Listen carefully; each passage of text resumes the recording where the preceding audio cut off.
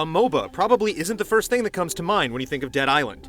Instead of clubbing zombies from a first-person perspective, Dead Island Epidemic utilizes an isometric view, a more playful art style. It feels like a mix between League of Legends and Diablo. Though Epidemic lifts many ideas from popular MOBAs, it also eschews quite a few genre trademarks. Instead of two teams trying to destroy an enemy base, Epidemic pits 3 teams of 4 against each other. The goal is to gather supplies by killing other players and controlling specific points on the map, and then deliver those supplies back to your team's base.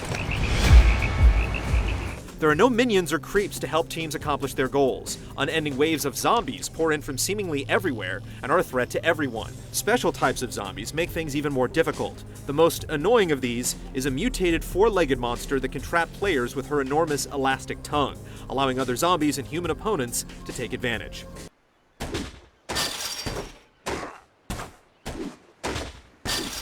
Epidemic's structure certainly sets it apart, but the game's movement and combat are a little different as well. Instead of right-clicking to control your character, which is typical in many other MOBAs, you use the WASD keys, giving it more of an action game feel. There's also no auto attacks, so players must click every time they want to do damage. Unlike other MOBAs where items are purchased during a match, Epidemic lets players equip a melee and ranged weapon before a game starts. Any character can use any type of weapon, allowing for a lot of flexibility. Not gonna lose this one. The game doesn't entirely separate itself from the familiar MOBA mold though. Characters still level up from killing zombies and other players, which earns them points to place into one of 3 skills. A 4th, more powerful skill, similar to an ultimate ability in League or Dota, is eventually earned after a few levels.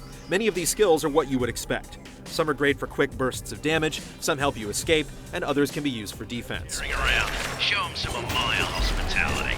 The problem is that none of the skills feel particularly powerful. One character named the Fuse has skills that fire grenades and rockets, but they look more like cheap fireworks. The explosions are small and don't sound particularly threatening. This feeling of impotence carries over to basic attacks. Shotgun blasts are oddly muffled. Connecting with melee strikes feels more like hitting punching bags than humans or zombies, since enemies don't react convincingly. It's strange hitting with your strongest attacks, only to have enemies barely flinch in response. Quite a prize to be one if you ask me. At least Epidemic's characters display some personality. Our favorite character, Mutated Berg, has alien-like eyes and giant grotesque spikes protruding from his body. The various weapons are equally ridiculous, such as twin propane tanks that a character can strap to their fists. While many games are rushing to capitalize on the overwhelming success of games like League of Legends and Dota, Dead Island Epidemic seems like it's trying to take the genre in a new direction. No one asked for a Dead Island MOBA, but sometimes good things come from unexpected places.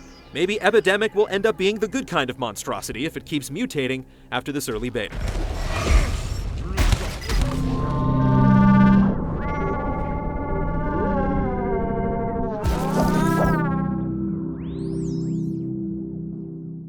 Zombies.